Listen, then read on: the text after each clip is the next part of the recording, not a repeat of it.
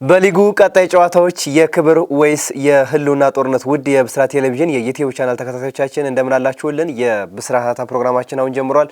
ፕሮግራም አዘጋጅቶ ወደ እናንተ በማድረሱ መላኩ ወልደሰንበትና አንተነህ ታረቀ ከመላው የስቱዲዮ ባለሙያዎች ጋር በጋራ መሆን አብረናችሁ ቆይታ እናደርጋለን። እስከ ፕሮግራማችን ፍጻሜ ድረስ አብራችሁን ቆዩ።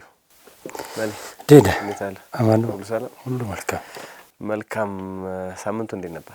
ሳምንቱ ሸጋ ነበር። ምንም አይልም። እንግዲህ የኢትዮጵያ ፕሪሚየር ሊግ የመጨረሻ ሳምንት ጨዋታዎችን ስንከታተል ያሳለፍነው ወደ ናዝሬት ማቀንተን እንደዚሁ የተለያዩ ጨዋታዎችን ተመልሻለሁ።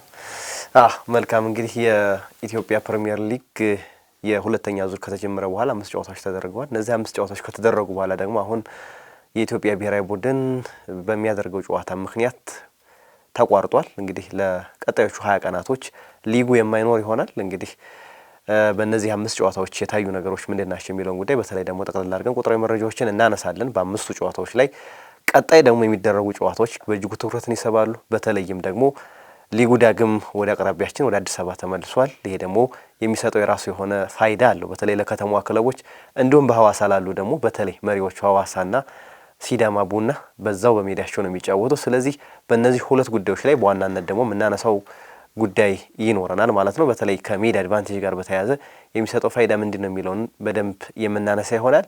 ግን ለመነሻ ያክል ግን የኢትዮጵያ ፕሪሚየር ሊግ ሁለተኛው ዙር ከተጀመረ 5 ጨዋታዎች ተደርገዋል። በእነዚህ 5 ጨዋታዎች ቁጥሮች ምን ያሳያሉ የሚለውን ጉዳይ ዳታዎችን እንዳሰስና ቀጣይ የሚደረጉት ጨዋታዎች ደግሞ በእጅጉ ወሳኝ ናቸው። በመውረድም ላለመውረድም በሻምፒዮንነት ጉዞም የሚጠቀሱ ናቸው። እንግዲህ ከጨዋታ ጨዋታ ሊጉ በእጅጉ ማንጠብቃቸውን ነገሮች እያፈራረቀ እያሳየ ነው። ስለዚህ አሁንም ሌላ ተአምራቶችን ማየታችን የማይቀር ነው። አሁን በሚሄደው ሞመንተም ከቀጠለ ሊጉ ማለት ነው። ስለዚህ ብዙ ነገሮች ይጠበቃሉ። ስለዚህ ቀጣይ የሚደረጉ ጨዋታዎች ደግሞ በተለይ ከረፍት በኋላ የሚመለሱት ጨዋታዎች በእጅጉ የሚጠበቁ ናቸው። ምክንያቱም በረፍቶች አንዳንድ ስህተቶቻቸውን ቡድኖች አርመው ይመጣሉ፣ ለማስተካከያ ጊዜ ያገኛሉ ተብሎ ይታሰባል። ስለዚህ እሱን ነገር ደግሞ በደንብ ቀጣይ የሚደረጉ ጨዋታዎች የሚጠበቁ ናቸው።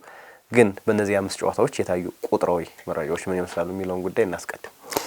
እንግዲህ የኢትዮጵያ ፕሪሚየር ሊግ ሁለተኛ ዙር ከተጀመረ በኋላ ብዙ ክለቦች ከፍተኛ ለውጥ መሻሻል ያሳያሉ ተብሎ ተጠብቆ ነበር።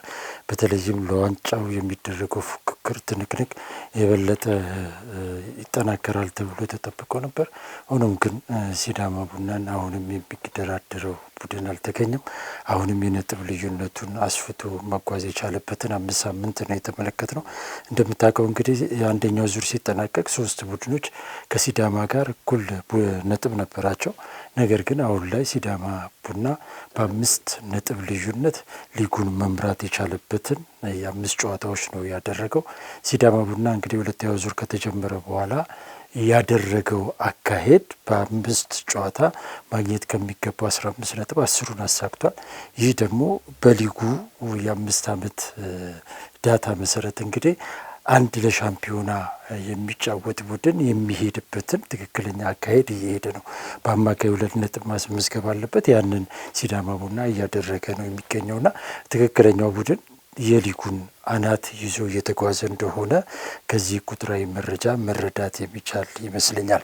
እንግዲህ በሁለተኛው ዙር ላይ አንደኛው ዙር ሲጠናቀቅ እኩል 35 ነጥብ ያስመዘገቡት ሐዋሳ ከተማና አርሲ ነገሌ ሸርተት ያሉበትን ሁኔታ ትመለከታለህ። በተለይ አርሲ ነገሌ በጣም ባልተጠበቀ ሁኔታ ወደኋላ ያፈገፈገበትን ሁኔታ ነው የምትመለከተው። ግን እንደዛም ሆኖ ግን የሚገርመው ነገር የሶስተኝነት ደረጃውን አለመልቀቁ በጣም አስገራሚና አስደናቂ ነውና ይህ ደግሞ የነ ፋሲል ከተማና የነ መቻልን ድክመት በጉልህ ያሳየ ይመስለኛል። እነሱ በዚህ ጊዜ ይጠጋሉ፣ ሻምፒዮና ፉክክሩን ይቀላቀላሉ ተብሎ ነበር። ሆኖም ግን እነዚህ ሁለት ቡድኖች ባለፉት 25 ጨዋታዎች ላይ ያሳዩት ፐርፎርማንስ ጥሩ ሊባል የሚችል አልነበረም። እነሱ ብቻ ሳይሆኑ እንግዲህ እና አዳማም እነ ቅዱስ ጊዮርጊስም ወደ ላይ ይመጣሉ ተብሎ ነበረ። ሀዲያም እንደዚሁ ተጠብቆ ነበር። ሆኖም ግን ሸርተት ያሉበት ሁኔታ ነው እየተመለከት ነው። በአጠቃላይ በእነዚህ 5 ሳምንታት ከወገብ በላይ ያሉ ቡድኖች በአብዛኛው አቋማቸው የወረደ ነበር ብሎ መናገር ይቻላል። ብዙዎቹ ባሉበት እንኳን መቀጠል ያልቻሉበትን ውጤት ነው ያስመዘገቡት። ከዛ ይልቅ እንዲያውም ወደ ታች ያሉት ቡድኖች መሻሻል ያሳዩበትን ሁኔታ ትመለከታለህ። እንግዲህ ወላይታ ዲቻ ከፍተኛ መሻሻል ያሳየ የአምስቱ ሳምንት ምርጡ ቡድን ነው ብሎ መውሰድ ይቻላል። ከዛ ቀጥሎ ደግሞ ኢትዮጵያ ቡና እንደዚሁ በከፍተኛ ሁኔታ ነጥቡን ያሻሻለበት ወደ 8ኛ ደረጃ የመጣበት ሁኔታን ትመለከታለህ። እንደዚሁም ሌሎች እነ ሸገር ከተማ፣ ንግድ ባንክ እንደዚሁ ወደ ላይ ብቅ ያሉበትን ውጤት ያስመዘገቡበትን ሁኔታ ትመለከታለህ። በአስደናቂ ሁኔታ ደግሞ ቅዱስ ጊዮርጊስ በጣም ያሽቆለቆለበትን 5 ሳምንት ነው ያሳለፈው። እንግዲህ ቅዱስ ጊዮርጊስ አንደኛው ዙር ሲጠናቀቅ 8ኛ ሆኖ ነው የጨረሰው። አሁን ደግሞ 5 ሳምንት ጨዋታ ባስመዘገበው ውጤት ደግሞ ወደ 18ኛ ደረጃ ዝቅ ያለበትን ነው ከ8ኛ ወደ 18ኛ 10 ደረጃዎች የመጣበት ሁኔታ ነው የተመለከተው። ከፍተኛ ማሽቆልቆል የታየው በቅዱስ ጊዮርጊስ ላይ ነበር ብሎ መናገር ይቻላል። ሌላው አስገራሚ ቡድን ደግሞ ወልዋሎ አዲግራት ዩኒቨርሲቲ ነው። ወልዋሎ አዲግራት ዩኒቨርሲቲ እንግዲህ ከ19ኛ ደረጃ አሁን ወደ 15ኛ ምናምን ደረጃ ያሻሻለበት ጥሩ መሻሻል ያመጣበት ወደ 28 ነጥብ ያመጣበትን ትልቅ ሊባል የሚችል ውጤት ያስመዘገበበትና ይሄ የወራጅ ቀጠናውን የበለጠ አጣብቅኝ ውስጥ የከተተበት ሁኔታን ትመለከታለህ። እንግዲህ የአንደኛው ዙር ሲጠናቀቅ ከወልዋሎ ይልቅ መቀሌ ሰባ እንደርታ የተሻለ አፈጻጸም ነበረው፣ የተሻለ ደረጃ ላይም ነበር። ነገር ግን አሁን መቀሌ ሰባ እንደርታ ወደ ማሽቆልቆል ውስጥ ገብቶ ወራጅ ቀጠና ውስጥ ገብቷል። እንደዚሁም ከሶስቱ የትግራይ ክለቦች የተሻለ አቋም የነበረው ሽረ እንዳስላሴ እንደዚሁ አሁን ላይ ውጤቱ አሽቆልቁሎ ወራጅ ቀጠና አጠገብ የተቀመጠበት ሁኔታን እንደዚሁ የተመለከትንበት ሁኔታ ነው ያለውና በአጠቃላይ ከወገብ በላይ ያሉ ቡድኖች በጥንካሬያቸው አይደለም ባሉበት መቀጠል ያልቻሉበት፣ ከወገብ በታች ያሉ ቡድኖች ደግሞ በአብዛኛው መሻሻል ያሳዩበት የ5 ሳምንት ጨዋታ ነበር ብሎ መውሰድ ይቻላልና እንደ አጠቃላይ አሁን ፕሪሚየር ሊጉ ወደ 63 ከመቶ የሚሆኑ ጨዋታዎች የተደረጉበት ሁኔታ ነው ያለው። በእነዚህም እንግዲህ ማን ለሻምፒዮናው ቅርብ ነው፣ ማንስ ለመውረዱ ቅርብ ነው የሚለውን እንደዚሁ በተወሰነ ደረጃ ፍንጭ የሰጠበት፣ በተለይም ላለመውረድ የሚደረገው ትንቅንቅ በጣም የተጋጋለበት ሁኔታ እንዳለ ነው የምትመለከተው። ባለፈው ጊዜ እንደተናገር ነው እንግዲህ 1 2 3ም ሊሆን ይችላል ያልተጠበቁ ቡድኖች በዘንድሮ የኢትዮጵያ ፕሪሚየር ሊግ ላይ ሊወርዱ እንደሚችሉ አሁንም ቁጥሮች እያሳዩ ነው የሚገኙና ማን ይወርዳል የሚለው ነው የብዙዎች ጥያቄ። ነገር ግን በቃ ያልታሰበ ቡድኖች በዘንድሮ የኢትዮጵያ ፕሪሚየር ሊግን ሊሰናበቱ የሚችሉበትን ሁኔታ እንመለከታለን። በተለይ በቀጣይ የሚደረጉት 4 ጨዋታዎች የኢትዮጵያ ፕሪሚየር ሊግን ቀጣይ ሻምፒዮናና ቀጣይ ወራጆች በአብዛኛው ፍንጭ የሚሰጥበት ሁኔታ በደንብ ይታያል ተብሎ ነው የሚታሰበው። ቢያንስ 1 እና 2 ክለቦች ሊወርዱ የሚችሉበትን ፍንጭ በደንብ እናያለን ብለን ነው የምናስበው። እነዚህ ቀጣይ 4 ጨዋታዎች የኢትዮጵያ ፕሪሚየር ሊግን መጻኢ ዕድል የሚወስኑ ናቸው ተብሎ ነው የሚገመተው።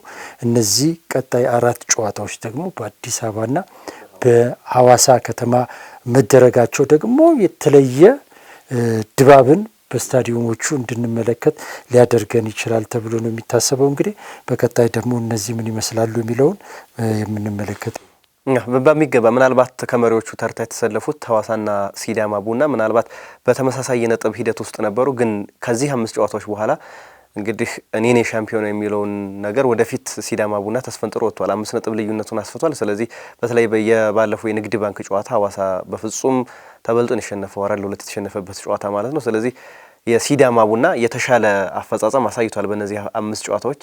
በተለይ ደግሞ አዳዲስ ፈራሚዎችንም ጨምሯል፣ ቡድኑን አክሟል። ያንን ደግሞ በደንብ እየተመለከትን ነው። አቤል ያለውን ጎል እያስቆጠረ ነው። ስለዚህ በተሰለፈባቸው 2 ጨዋታዎች ላይ ጎል አስቆጥሯል። ምናልባት ሲዳማ ቡና ጠንካራ ቡድን መሆኑን በእነዚህ 5 ጨዋታዎች ላይ ያስመሰከረበት ውጤት አይተናል። የቀድሞ ያነሳው የነገሌ አርሲ በጣም አስገራሚ ነው። አሁንም 3ኛ ደረጃ ለመልቀቁ አሁን በ5 ጨዋታዎች የተደረጉ ጨዋታዎች ላይ ምንም አይነት አላሸነፈ። ምንም አይነት ጨዋታ 1 ጎል ብቻ ነው ያስቆጠረው በእነዚህ 5 ጨዋታዎች ማለት ነው። ግን በ38 ነጥብ አሁንም ሶስተኛ ነው። ከዛ በታች ያሉት ቡድኖች ምን ያክል ደካማ እንደሆኑ በደንብ የሚያሳይ ነው። ምናልባት የሲዳማ ቡና መድከም ይሆናል እንጂ በነጥብ ልዩነት በደንብ አስፍቶ የሚሄድበትን አስፍቶ ምናልባት ባጠረ ጊዜ ውስጥ ሻምፒዮንነቱ የሚያረጋግጥበት እድል በሰፊ ይኖረዋል ብሎ ማሰብ ይቻላል። ምክንያቱም ተከታዮቹ አሁንም የማያሸንፉ ናቸው። ነገር ላይ 5 ጨዋታ ሳያሸንፍ አሁንም 38 ነጥብ ላይ ነው የተቀመጠውና በእጅጉ አስገራሚ ቁጥር ነው። የሊጉን በተለይ በሻምፒዮና ፉክክር ውስጥ ያሉት ቡድኖች አቋማቸውን በደንብ የሚያሳይ ነው ብሎ ማንሳት ይቻላል። ግን ታች ያሉት ግን ላለመውረድ በሚደረጉ የህልውና ጦርነቱ ላይ በደንብ ፉክክር እንዳለ በደንብ ትረዳለህ። ወላይታ ዲቻ ቅድም ያነሳው ነው በደንብ አሻሽሏል። አሁን ከዛ ቀጠና ላይ ወጥቷል። ወልዋሎ አዲግራት ዩኒቨርሲቲ ማንም አልጠበቀውም ነበረ። ወልዋሎን ብዙ ሰዎች ይሄ ከመውረድ ቀጠናው ላይ ይወጣል ብሎ ያሰበ ያልነበረም ግን አሁን ከዛ ወጥቷል። ግን አሁንም ያለው የነጥብ ልዩነት ከ14ኛ 15ኛ ጀምሮ ስትመለከተው ትልቁ 10 ነጥብ ልዩነት ነው። ስለዚህ ያ ማለት የ3 ጨዋታዎች ልዩነት ነው። ከ15 ጀምሮ ከንግድ ባንክ ጀምሮ ያለው ከወገበታች ያለው ቡድን 6 ነጥብ ልዩነት ነው። ስለዚህ ቀጣይ ያሉት ጨዋታዎች ምን ያክል አጓጊ እንደሆኑ በተለይ ደግሞ ላለመውረድ በሚደረገው ፉክክር ውስጥ ከፍተኛ ፉክክር እንደሚኖር ከወዲሁ በቀላሉ መገመት ይቻላል። ስለዚህ ቀጣይ የሚደረጉ ጨዋታዎች ትኩረት ይስባሉ። እነዚህ ትኩረት የሚስቡ ጨዋታዎች ደግሞ እንግዲህ አዳማ ለጊዜው ተትቶ ወደ አዲስ አበባና ወደ ሐዋሳ ዩኒቨርሲቲ ሜዳ ተዟዙሯል። ሊጉ በሁለት ከተሞች ነው የሚደረጉት። በሐዋሳ የሚደረጉት ጨዋታዎች እንግዲህ ሁለቱ መሪዎች ያሉባቸው ከተሞች ናቸው፣ ሲዳማ ቡናና ሐዋሳ ከተማ። እነዚህ ሜዳዎች ላይ መደረጋቸው በተለይ ለሐዋሳ ከተማና ለሲዳማ ቡና የሚሰጠው ጥቅም የላቀ ነው። ከገቢም አንጻር እንዲሁም ደግሞ ከሜንታሊቲም አንጻር ወይም ከስነልቦና አንጻርም የሚሰጠው ነገር በደንብ ይኖራል። አሁን ለሻምፒዮናት የሚጫወት ቡድን ነው፣ ሁለቱም የሚጫወቱ ቡድኖች ናቸው። ስለዚህ ደጋፊ በገፍ ይመጣል ተብሎ ይታሰባል። በሮድዋ ደርቢ ያንን በደንብ ተመልክተናል። በሌሎች ጨዋታዎችም ከበፊቱ የተሻለ ብዙ ጊዜ ሐዋሳም የተደረገ ጨዋታዎች ስቴዲየሙ ባዶ ሲሆን እንመለከተዋለን። አሁን ግን የሻምፒዮንነት ፍላጎቱም ስላለ በደንብ ደጋፊም እዛ ገብቶ በደንብ የተመለከተ ነው። ስለዚህ ያለው ፋይዳው ምንድነው የሚለውን ጉዳይ እንመልከት። በቀዳሚነት የሐዋሳንና የሲዳማ ቡናን በሐዋሳ ዩኒቨርሲቲ ሜዳ የሚደረጉ ጨዋታዎች። እንግዲህ በቀጣይ 4 ጨዋታዎች የሲዳማ ቡናና የሐዋሳን የዋንጫ ግስጋሴ የሚወስኑ ጨዋታዎች ናቸው ተብሎ ነው የሚታመነው። እንግዲህ ሲዳማ ቡናና ሐዋሳ ከተማ የዘንድሮውን የኢትዮጵያ ፕሪሚየር ሊግ ዋንጫ ወደ ሲዳማ ክልል ለመውሰድ ሰፊውን እድል ያገኙበት አጋጣሚ ተፈጥሯል። ይህንን ማሳካት ከሁለቱ ክለቦች ይጠበቃል። እንግዲህ የኢትዮጵያ ፕሪሚየር ሊግ ዋንጫን ወደ ሲዳማ ክልል በመውሰድ ቀዳሚ ታሪክ ያለው ሐዋሳ ከተማ ነው። ሐዋሳ ከተማ 2 ጊዜ የኢትዮጵያ ፕሪሚየር ሊግን ማንሳት የቻለ ክለብ ብቸኛው የክልል ቡድን ነው ተብሎ ነው የሚታመነው። ስለዚህ ዘንድሮ ለ3ኛ ጊዜ ይህንን ድል ያሳካሉ የሚለው ጉዳይ የሚጠበቅ ነው። እንደዚሁ ሲዳማ ቡና በታሪኩ ለመጀመሪያ ጊዜ ለዘመናት የቋመጠለትን ዋንጫ ሊወስድ ከጫፍ የደረሰበት ሁኔታ፣ ምቹ መደላድሎችም የተፈጠሩለት አጋጣሚ እየተመለከትን ያለ ነው። ስለዚህ እነዚህን ነገሮች ሁለቱ ክለቦች ለማሳካት በቀጣይ የሚያደርጓቸው ጨዋታዎች እጅግ በጣም ወሳኝ ናቸው። በተለይ ሐዋሳ ከተማ ከሲዳማ ቡና ጋር የ5 ነጥብ ልዩነት ጋፕ አለበት። ስለዚህ ሐዋሳ ከተማ ይህንን ዋንጫ ለመውሰድ ቀጣይ 4 ጨዋታዎችን 100% ማሸነፍ አለበት። በ100% ውስጥ ነው ያለውን ጋፕ ሊያጠብ የሚችለው። ሲዳማ ቡና አሁን ባለው አካሄድ የሚሄድ ከሆነ በቀጣይ ጨዋታዎች ላይ ሊያስመዘግብ የሚችለው 8 ነው። 2 ነጥብ ነው ሊያስመዘግብ የሚችለው። ሐዋሳ ከተማ ደግሞ 100% የሚያሸንፍ ከሆነ ደግሞ 12 ነጥብ ነው የሚችለው። ስለዚህ ልዩነቱን ወደ 1 ነጥብ የሚያጠብበት እድል ይፈጠራል ማለት ነው። ስለዚህ ሐዋሳ ከተማ ያለምንም ጥርጥር ቀጣይ 4 ጨዋታውን በደጋፊው ፊት በለመደው ሜዳ ላይ ነው የሚጫወተው። ስለዚህ ይሄንን ማድረግ ግዴታ ይጠበቅበታል። ስለዚህ ቀጣይ ጨዋታ ለሐዋሳ ከተማ እጅግ ወርቃማ አጋጣሚ ነው ጨዋታውን በሜዳው ላይ ማድረጉ። ስለዚህ ይሄን ለማሳካት ይህን ግብ አድርጎ ጨዋታዎቹን ያደርጋል ማለት ነው። ሲዳማ ቡና በአንጻሩ እንደዚሁ ከበርካታ ሳምንታት በኋላ ነው ወደ ሜዳው የሚመለሰው።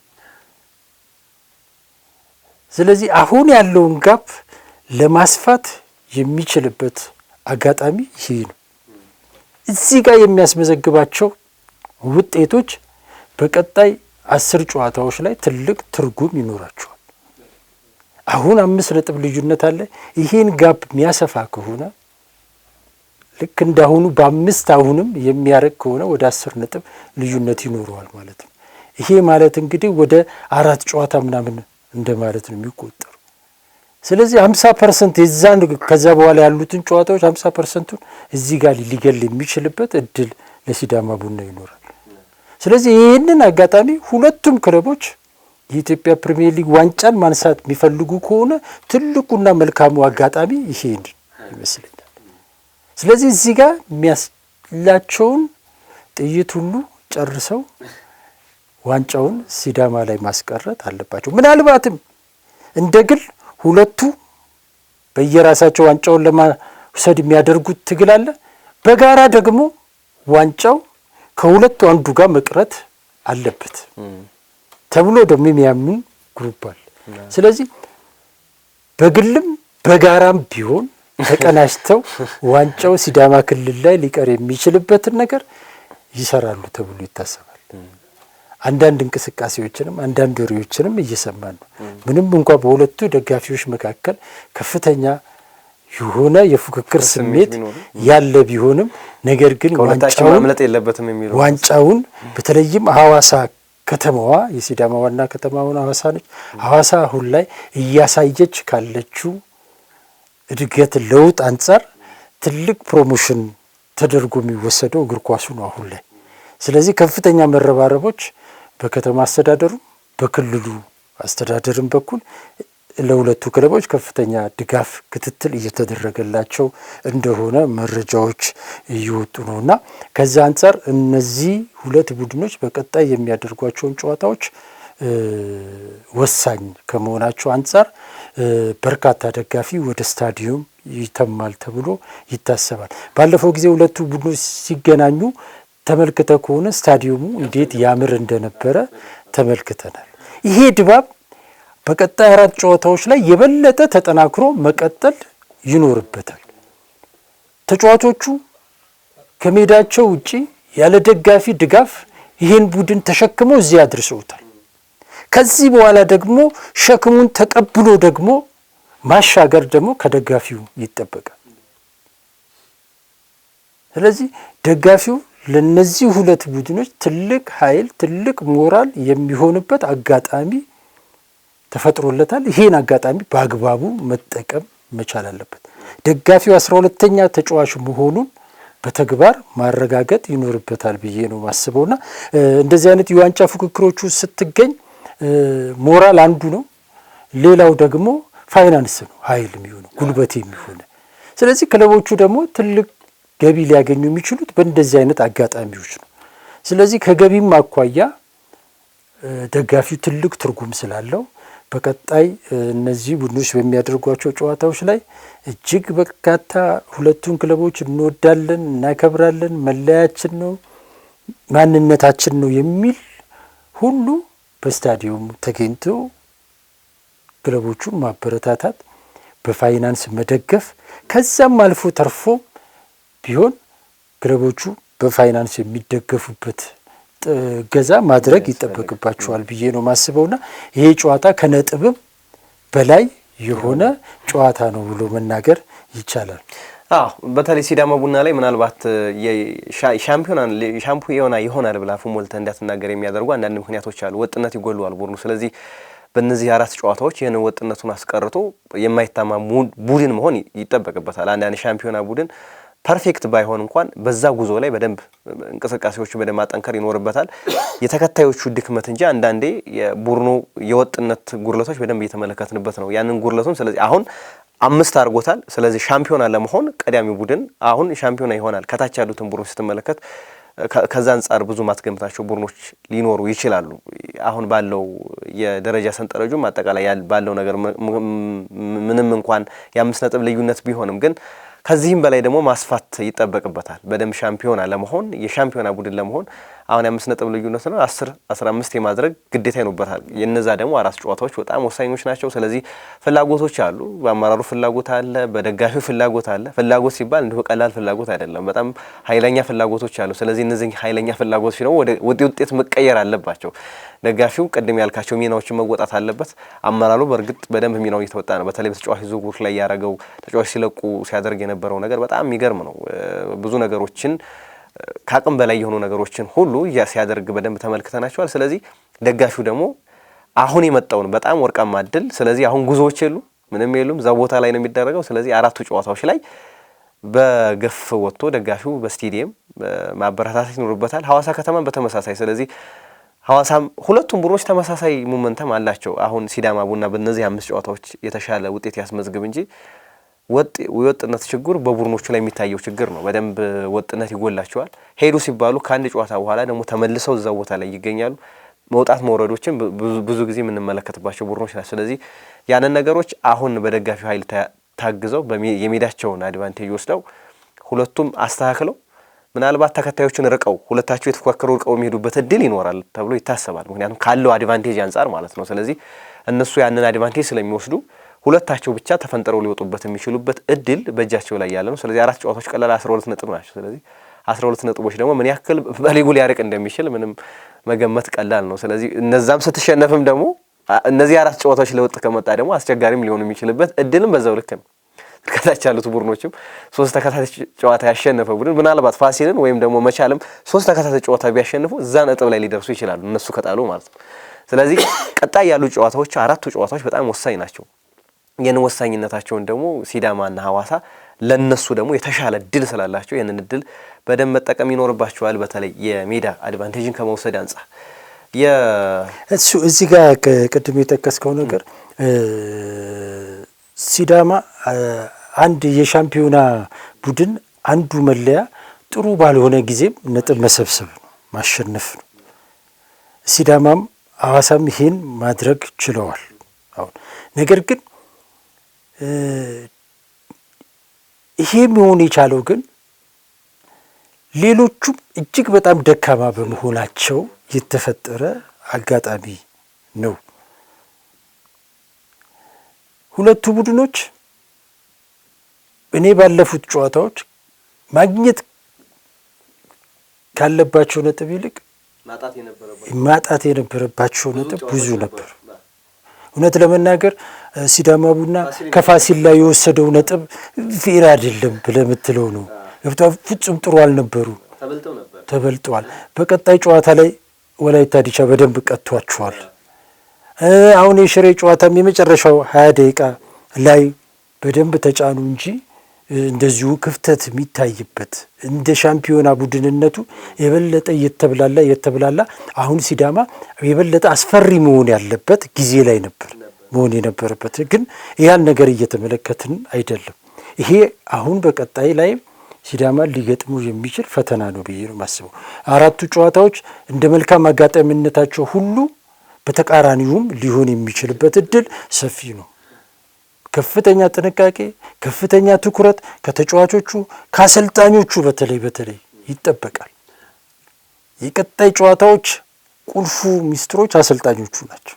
አሰልጣኞቹ እነዚህን 4 ጨዋታዎች እንዴት ነው ማኔጅ የሚያደርጉት የሚለው ነገር በጣም በጣም ተጠባቂ ነውና እዛ ላይ ሲዳማም ቡናም ሐዋሳ ከተማም ዘንድሮ በጣም ማሰብ ይጠበቅባቸዋል። እነዚህ 4 ጨዋታዎች ላይ ከፍተኛ ጥንቃቄ ማድረግ ካልቻሉ ምናልባት ዋንጫው ከእጃቸው ሊወጣ ይችላል። ከመሸ የሚነሳ ቡድን ከባድ ነው። ከዚህ በኋላ ማሰብ ያለብን ነገር ይሄንን ነው። ከመሸ የሚነሳ ቡድን ሊኖር ይችላል። ያን ቡድን ደግሞ አንዴ ሞመንተሙን ካገኘ ከባድ ነው የሚሆነውና ቀጣይ ውድድሩ ተቋርጦ ሲጀመር ማይቋረጥባቸው ሁኔታዎች ስላሉ ሪትም ውስጥ ከገባ ያን ቡድን ማቆም ስለማይቻል ዋንጫውን ሊያጡ የሚችሉበት እድልም ሊኖር ይችላል ማለት ነው። በደንብ ዞሮ ሁለቱም ቡድኖች ላይ ያሉት ልምድ ያላቸው ተጫዋቾች ምን ያክል እንደጠቀሟቸው በደንብ ተመልክተናል። በልምድ ታግዘው የወጡባቸው ጨዋታዎች ብዙ ናቸው። የተበለጡባቸው ጨዋታዎች ላይ ልምዶች ሲጠቅማቸው በደንብ ተመልክተናል። ሁለተኛውን ጉዳያችን እንመልከት። ምናልባት የሐዋሳንና የሲዳማን አንስተናል።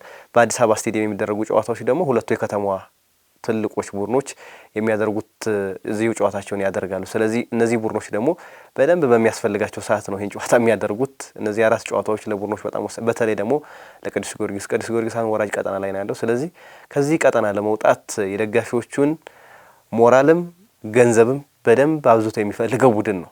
ያንን ለማድረግ ደግሞ ትክክለኛው ጊዜ፣ ትክክለኛው ቦታ፣ ትክክለኛው ሰዓት አሁን የተገኘ ይመስላል። አሁን ደግሞ እገዛዎች በደንብ አሉ። ሊግ ካምፓኒው በደንብ አግዟል ብሎ ማንሳት ይቻላል። ስለዚህ ወደዚህ ሜዳ መምጣቱ አሪፍ ነው። ቅዱስ ጊዮርጊስ አሁን ደጋፊዎችን ወደ ሐዋሳ ለማንቀሳቀስ ምናምን ብዙ ፕሮሰሶች ሲጀመሩ ተመልክተናል። በባለፈው ጨዋታዎችም በርከት ያሉ ደጋፊዎች ወደዛ ሲሄዱ ተመልክተናል። አሁን ግን በሜዳው ነው የሚደረገው። የሚያስቸግሩ ነገሮች አሉ ተብሎ አይታሰብም። ስለዚህ ትክክለኛው ጊዜ ይሄኛው ጊዜ ነው። ቅዱስ ጊዮርጊስን በገንዘብ በሞራልም ለመደገፍ አሁን ትክክለኛው ሰዓት ላይ የተገኙ ይመስላል። ስለዚህ ምን መደረግ አለበት የሚለው በተለይ ደግሞ ደጋፊው ቅዱስ ጊዮርጊስን ወዳለው፣ ቅዱስ ጊዮርጊስን ደሜ ነው፣ ቅዱስ ጊዮርጊስ ሁሉ ነገሬ ነው የሚለውን ነገር በተግባር የመግለጥ ትልቁ ኃላፊነት አሁን ደጋፊው የሚታይበት ትክክለኛው ሰዓት ይሄኛው ጊዜ ይመስላል። ስለዚህ ቅዱስ ጊዮርጊስን መውደዱን በደንብ የሚገልጽበት ቦታው አሁን ነው። ስለዚህ አሁን ማንኛውም ቅዱስ ጊዮርጊስን የሚወድ ሰው በእነዚህ ጨዋታዎች ላይ መቅረት የለበትም ብዬ ነው ማምነው። ምክንያቱም ቅዱስ ጊዮርጊስ ከጎኑ ሊሆኑ የሚገባቸው ጊዜኛው ጊዜ ስለሆነ፣ ስለዚህ ሁለቱን በተለይ ኢትዮጵያ ቡና በተመሳሳይ የደጋፊዎቹን ድጋፍ የሚፈልግ ነውና ሁለቱን ቡድኖች እንግዲህ ሁለቱ የሸገር አርማ የሚባሉት ክለቦች ቅዱስ ጊዮርጊስና ኢትዮጵያ ቡና አሁን ላይ በውጤትም በፋይናንስ ቀውስ ውስጥም የሚገኙ ቡድኖች ናቸው። እነዚህን ሁለት ቡድኖች ከዚህ ቀውስ ውስጥ ለማውጣት ትክክለኛው እና ወሳኙ ጊዜ አሁን ነው። ሁለቱም የደጋፊዎቻቸውን ሞራል እና ኪስ ይፈልጋሉ። ደጋፊው አሁን ወደ ሜዳ የሚገባው በሞራል ብቻ ሳይሆን እንደ ባለሀብት በገንዘብም ክለቦቹን ለመደገፍ ነው።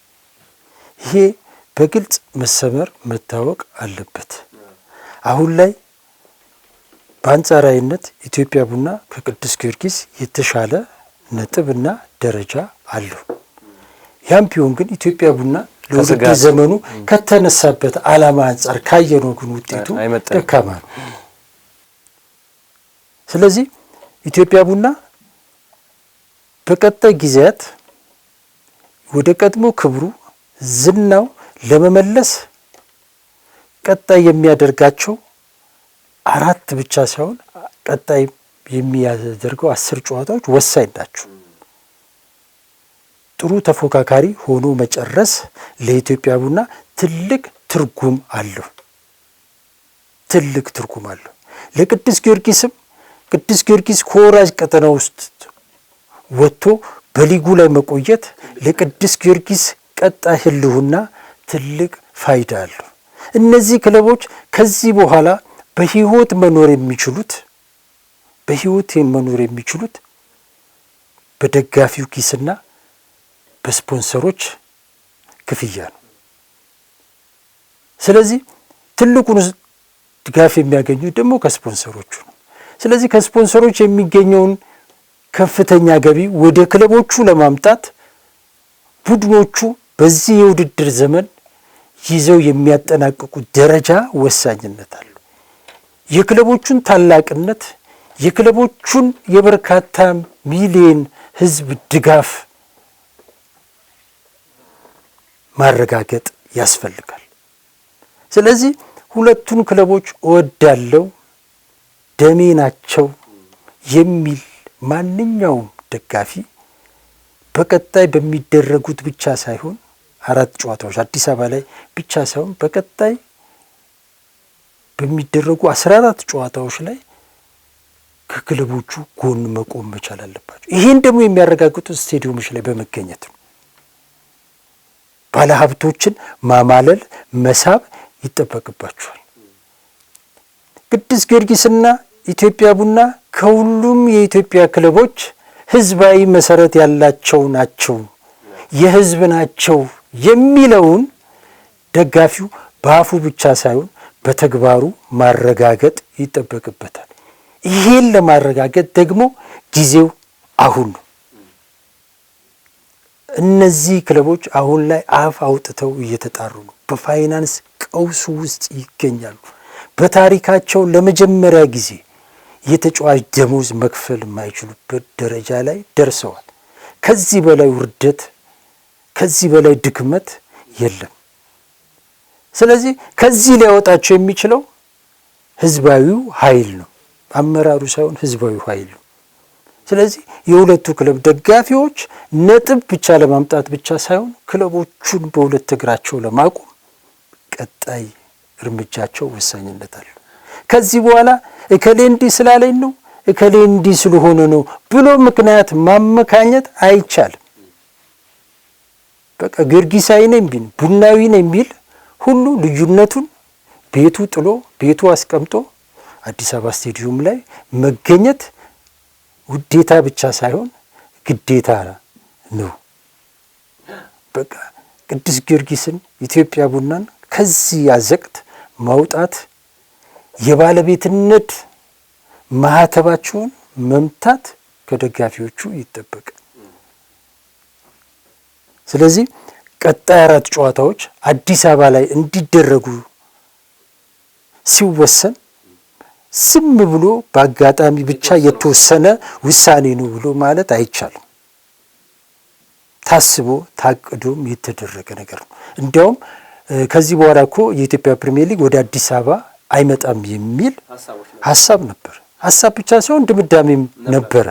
ከምርጫ ጋር ተያይዞ ከተለያዩ ሁኔታዎች ጋር ተያይዞ ተደጋጋሚ እድልም ከመሰጠቱ አንጻር ታይቶ አዲስ አበባ ላይ አይደረግም ሲባል ነበር።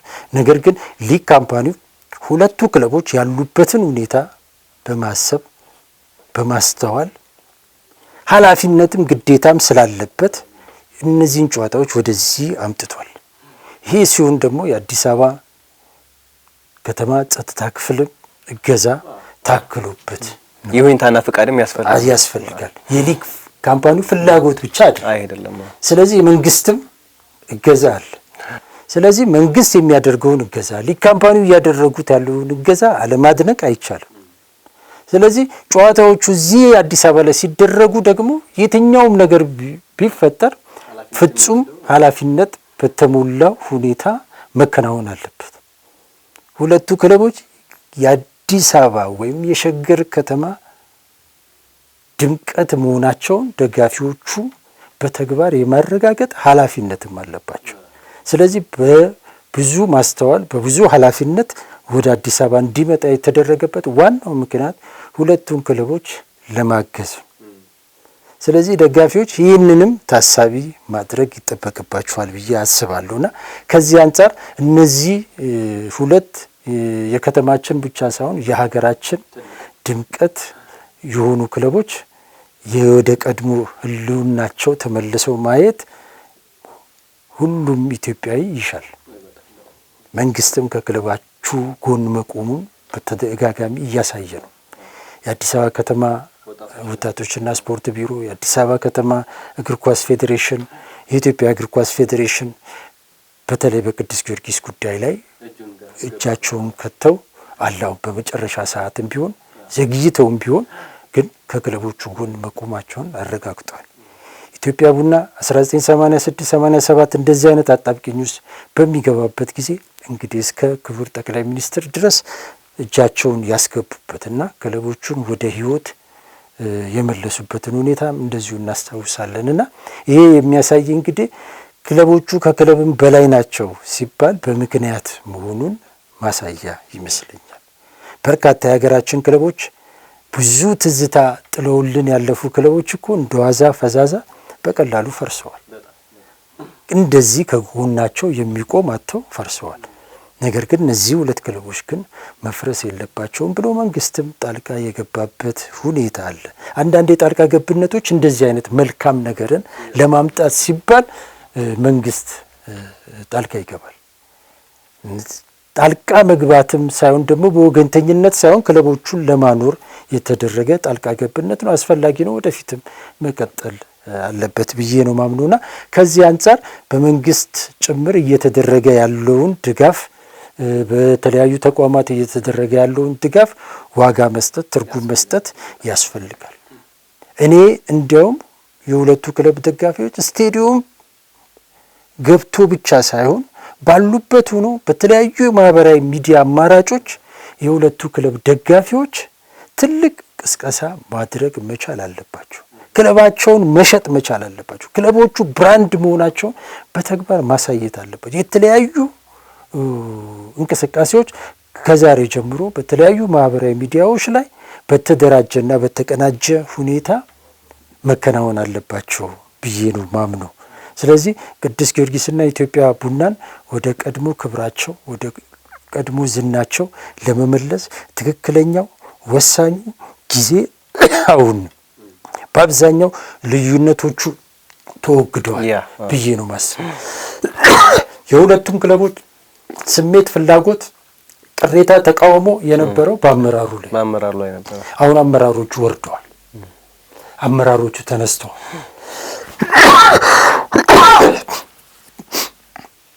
ይቅርታ። ስለዚህ ምንም የምታቀርበው ሌላ የተለየ ምክንያት ሊኖር አይችልም። ዋናው ምክንያት ይሄ ነው። ትናንሽ ምክንያቶች ሊኖሩ ይችላሉ። እነሱ በስራ ሂደት ውስጥ እየታረሙ ሊመጡ የሚችሉ ናቸው። ስለዚህ ዋናው ችግር ስለተፈታ ሁሉም ልዩነቱን ትቶ በአንድነት መቆም አለባቸው ብዬ ነው ማምነው። በተለይ ቅዱስ ጊዮርጊስ በታሪኩ ለመጀመሪያ ጊዜ በወራጅ ቀጠና ውስጥ መቀመጡ የክለቡን ደጋፊዎች ብቻ ሳይሆን መላውን ስፖርት ቤተሰብ ያሳዘነ ያስቆጣ ጉዳይ ነውና ቅዱስ ጊዮርጊስን ከዚህ ውስጥ ማውጣት ያስፈልጋል። ቀጣይ በሜዳ የሚያደርጋቸው 4 ጨዋታዎች እጅግ በጣም ወሳኝ ናቸው። አብዛኞቹ ጨዋታዎች እንደሱ የመውረድ ስጋት ካለባቸው ክለቦች ጋር የሚያደርግበት ሁኔታ ነው ያለው። ስለዚህ እነዚህን በብቃት ለመወጣት የደጋፊው እገዛ ያስፈልጓል። በተለይ ቅዱስ ጊዮርጊስ በደጋፊው ፊት ሲጫወት የመነሳት ባህሪው ከፍተኛ ነው። ስለዚህ ተጫዋቾቹ ያንን ተጠቅመው ቡድኑን ከገባበት ማውጣት ይጠበቅባቸዋል።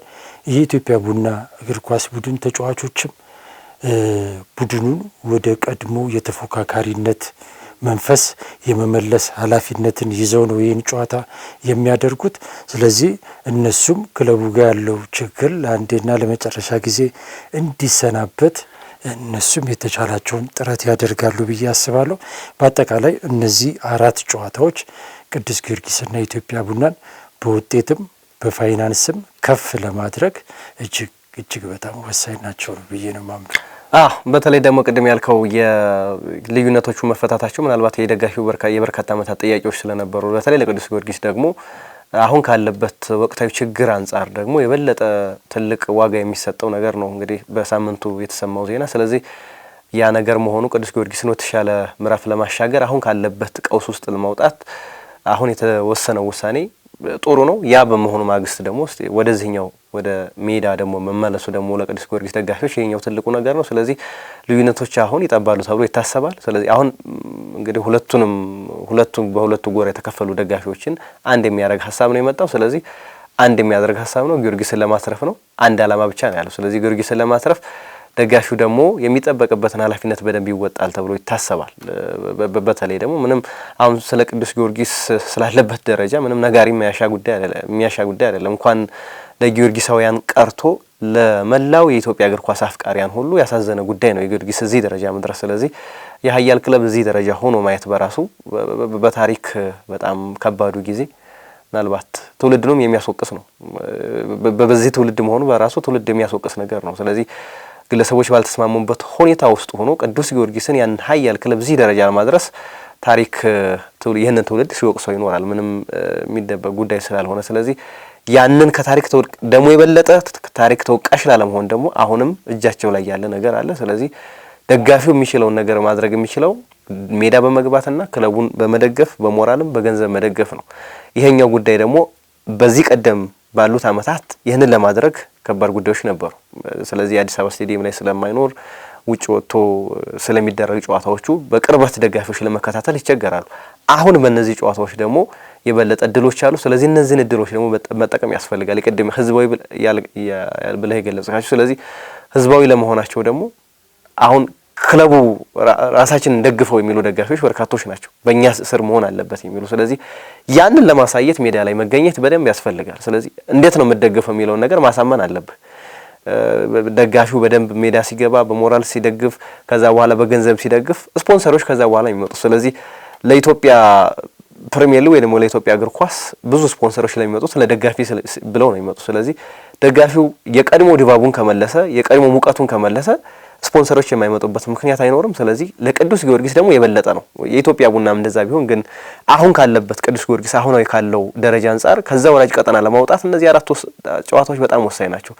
ስለዚህ እነዛን ለማድረግ ደግሞ ደጋፊው በተለይ የደጋፊ ማህበራት በእነዚህ 20 ቀናት ውስጥ በደንብ ስራዎችን የሚሰራበት ጊዜ ነው ብሎ ማሰብ ይቻላል። ማለት የሚያደራጅበት ብዙ ነገሮችን የሚነሱ ጉዳዮችን በደንብ ከጸጥታ አንጻርም ከምንም አንጻርም በደንብ ተነጋግሮ ደጋፊው የሚመጣበትን መንገድ በገፍ የሚመጣበትን መንገድ በደንብ መፈለግ የደጋፊ ማህበር ስራ በጣም በእነዚህ ጨዋታዎች ላይ ለኢትዮጵያ ቡናም ይሁን ለቅዱስ ጊዮርጊስ በደንብ አስፈላጊ ናቸው የደጋፊ ማህበር ስራዎች። ስለዚህ አሁን ስራቸውን በደንብ መሰራት ያለባቸው ጊዜ ነው። ደጋፊው ወደ ስቴዲየም ገብቶ ቡሩን እንዲያበረታታ ቡሩን እንዲደግፍ የሚያደርጉበት ጊዜ ነው። ስለዚህ ይህንን የተገኘ ወርቃማ ድል ቅድም ያነሳው በተለይ የአጋር አካላት ደግሞ ኢትዮጵያ እግር ኳስ ፌዴሬሽንም ሊግ ካምፓኒውም የአዲስ አበባ ከተማ አስተዳደርም አጠቃላይ የጸጥታ ቢሮም እግር ኳስ ፌዴሬሽኑም ስለዚህ ትልቅ አበርክቶ አላቸው። ቅዱስ ጊዮርጊስ ከፍ እንድል እዚህ ቦታም እንዲገኝ አሁንም ወደ ሜዳ ተመልሶ እንዲመጣም የነዚህ አካላት ወይም ደግሞ የነዚህ መስሪያ ቤቶች ቅንጅት በጣም አስፈላጊ ነው እዚህ ሜዳ እንዲፈቀድ ከማድረግ አንፃር። ስለዚህ የነሱንም አበርክቶ ሜዳ ላለመክተት አሁን የሚጠበቅባቸውን ነገር ማድረግ ይኖርባቸዋል። ስለዚህ በቀጣይ በርካታ ደጋፊዎችን በስቴዲየም እናያለን ብለን ተስፋ እናደርጋለን። እንግዲህ ቅዱስ ጊዮርጊስና ኢትዮጵያ ቡና በግለሰቦች ችግር እዚያ ዘግት ውስጥ ወድቀዋል። በብዙሃኑ ህብረትና አንድነት ደግሞ ወደ ቀድሞ ከፍታቸው ይመለሳሉ። ይሄን የማረጋገጫ ጊዜው አሁን ነው ብያለሁ። ሁለቱ ክለቦች ከምን ጊዜውም በተለየ ሁኔታ እንደ ሁለት ሳይሆን እንደ አንድ ሆነው ሊንቀሳቀሱ የሚችሉበት ታሪካዊ አጋጣሚም ተፈጥሯል ብሎ መናገር ይቻላል። ሁለቱም በተመሳሳይ ችግር ውስጥ የሚገኙበት ነው። በእንዲህ አይነት ችግር ውስጥ ስትሆን ደግሞ በጋራ መንቀሳቀስ ሊያስፈልግ የሚችልባቸው አጋጣሚዎች፣ እድሎች ሰፊ ናቸው። ስለዚህ እንደ ግል ብቻ ሳይሆን በጋራም ሊንቀሳቀሱ የሚችሉበትን ስራ ሁሉ መስራት ይጠበቅባቸዋል። ይሄ ደግሞ በስሜት እና በፍላጎት ሳይሆን በእውቀትና በብልሃት መሆን መቻል አለበት። እንዴት ከዚህ ቀደሙ የግርግር ለሌባ ያመቻል እንደሚባለው አንዳንድ ሁለቱ ክለብ ጋር ክለቡን ለመደገፍ ሳይሆን ለመደገፍ የሚንቀሳቀሱ በርካታ ደጋፊዎች እንዳሉ ባለፉት ዓመታት ተመልክተናል። አሁን ይሄ ለእንደዚህ አይነት ሰዎች እድል የሚሰጥ መሆን የለበትም። ህዝብ ማንቀሳቀስ፣ ህዝብን ወደ አንድ ነገር ማምጣት እውቀት ይፈልጋል። ስለዚህ በእውቀት ነው መመራት ያለባቸው። ሁለቱ ክለቦች ከምን ጊዜውም በላይ በጣም በእርጋታ በማስተዋል መንቀሳቀስ ያለባቸው ጊዜ አሁን።